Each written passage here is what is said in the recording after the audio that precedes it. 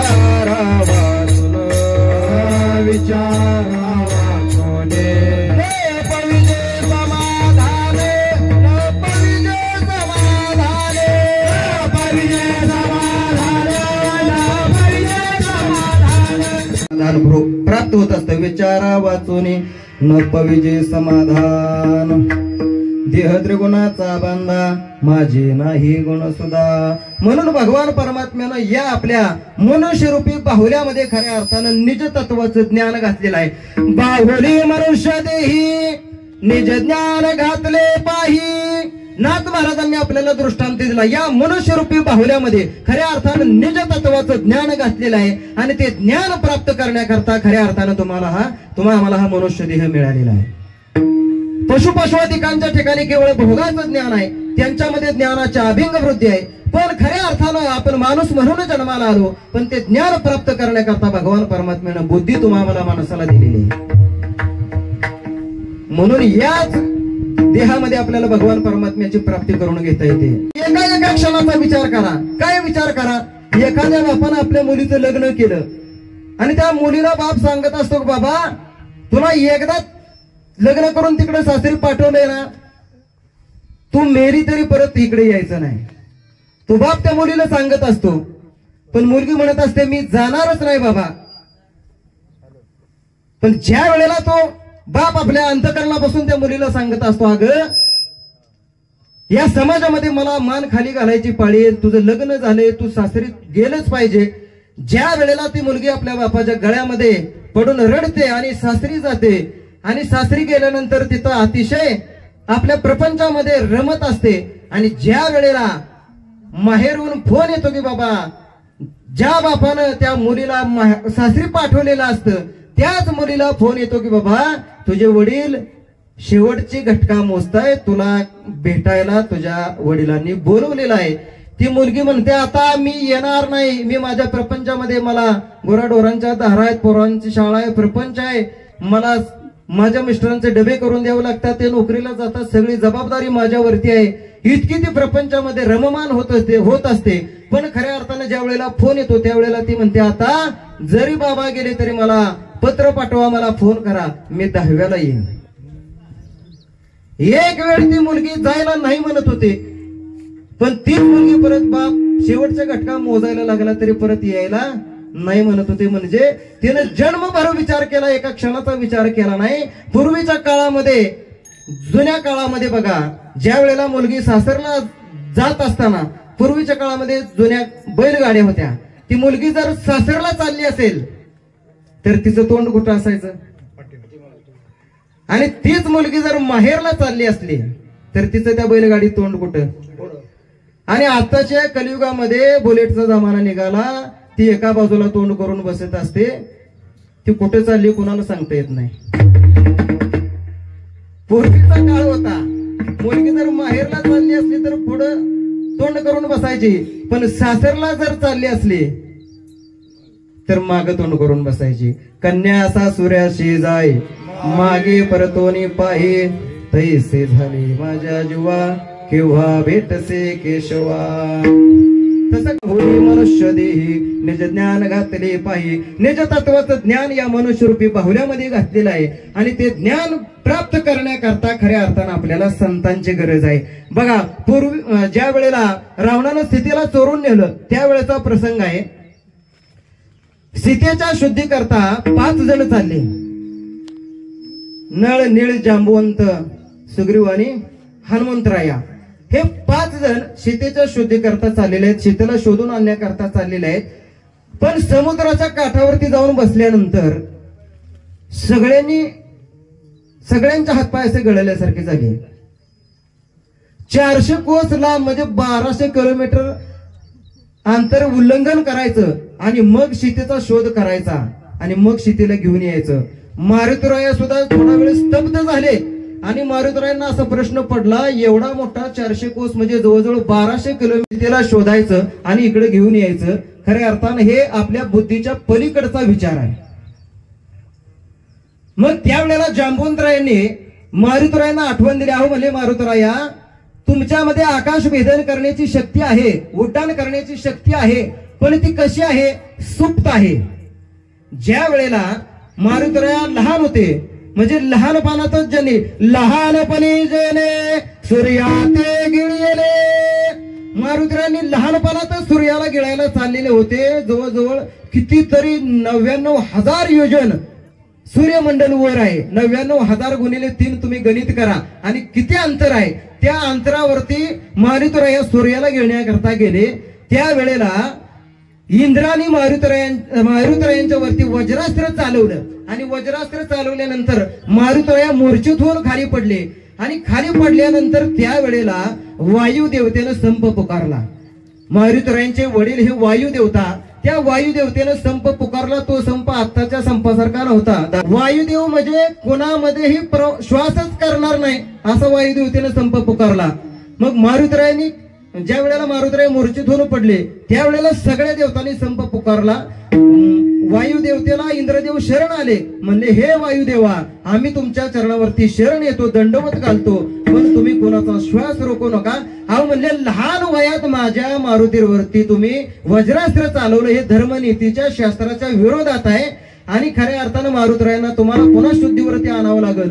मग ज्या वेळेला इंद्रदेवतांनी मारुतरायांना शुद्धीवर आणलं आणि त्यावेळेला सांगितलं, मारुतराया, तुमच्यामध्ये आकाश भेदन करण्याची शक्ती असेल, उड्डाण करण्याची शक्ती असेल. त्यावेळेला जांबवंतरायांनी हे कोण कोणाला आठवण करून देते. ज्या वेळेला समुद्रावरती गेलेले आहेत 5 जण, समुद्र एवढा मोठा बघून हातपाय गाळून बसलेले आहेत आणि मग मारुतरायांना जांबवंतरायांनी पाठीमागची आठवण करून दिली. मारुतराया, तुमच्यामध्ये उड्डाण करण्याची शक्ती आहे, पण ती शक्ती कशी आहे, ती शक्ती सुप्त आहे, पण ती तुम्हाला जागृत करण्याकरता खऱ्या अर्थानं मी तुम्हाला पाठीमागची आठवण करून दिलेले. मग मारुतरायांनी जय श्रीराम करून उड्डाण मारलं आणि सीतेचा शोध करून सीतेला घेऊन आले. असं खऱ्या अर्थानं ते ज्ञान आपल्या हृदयामध्ये आहे. मोटके गुरुमुखे उदेजत दिसे आणि मी हृदय स्वयंभचे असे, तैसे प्रत्यक्ष पावो लागे अपेसया.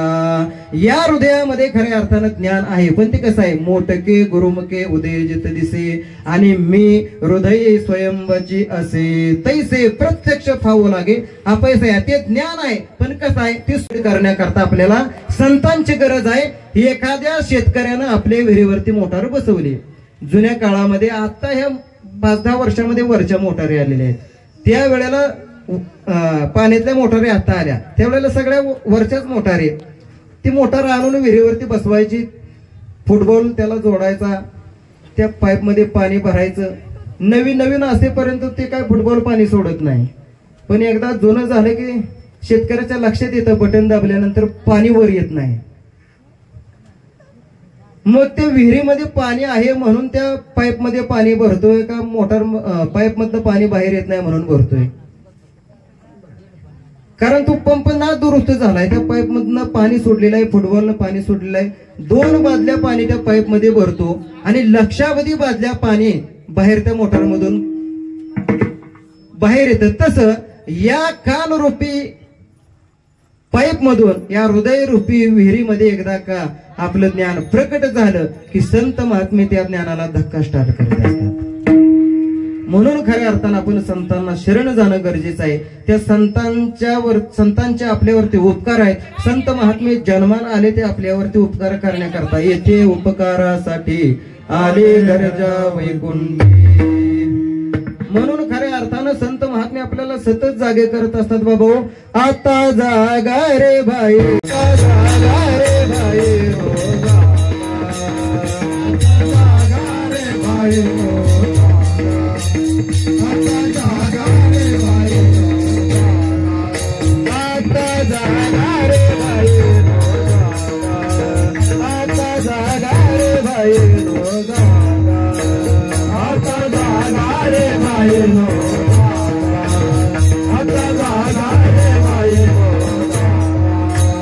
चोरने जलाने नारोनी भागा, चोरने जलाने नारोनी भागा, आता जागा रे भाई, आता जागा रे भाई, चोरने जलाने भागा, चोरने जलाने नारोनी भागा.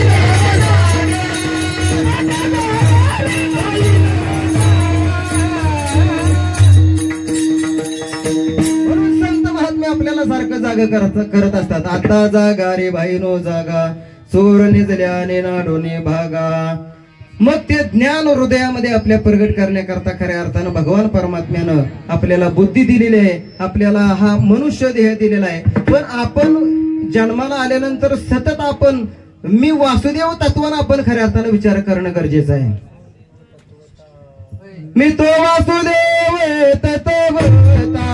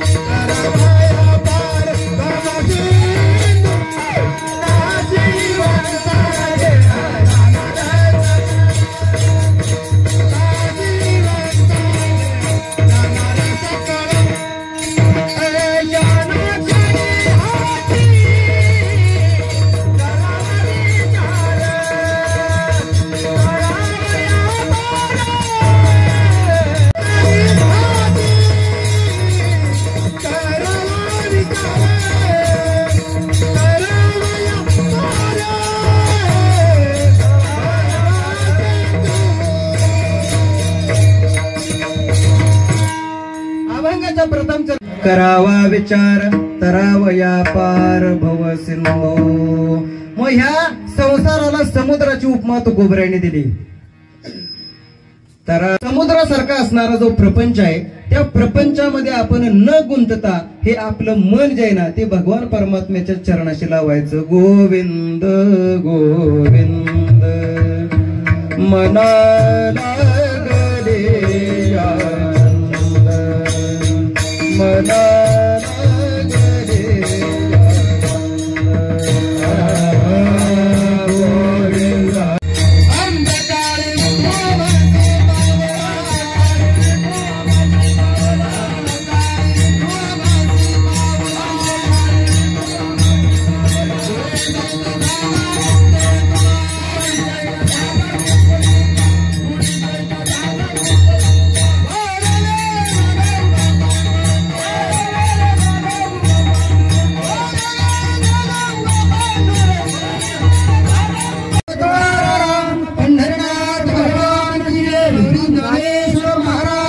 जगद्गुरु तुकाराम महाराज के ज्ञानदेव तुकाराम.